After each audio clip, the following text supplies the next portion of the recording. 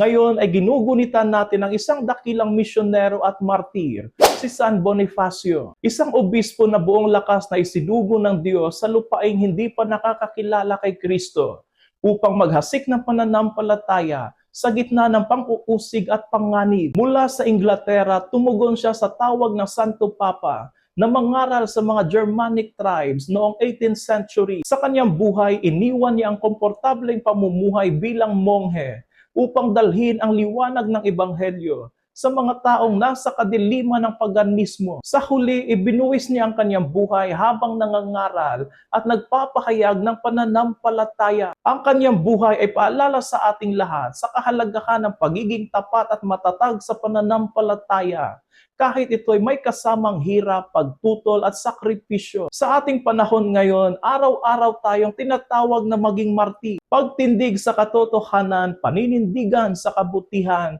at pagtutol sa mga baluktot na prinsipyo ng sanlibutan. Si San Bonifacio ay may hawak na ebanghelyo sa kanyang kamay nang siya ay paslangin. Nawa panghawakan din natin sa ating buhay ang ebanghelyo ni Kristo upang maging mga tagasunod niya tayong tunay. San Bonifacio, ipanalangin mo kami.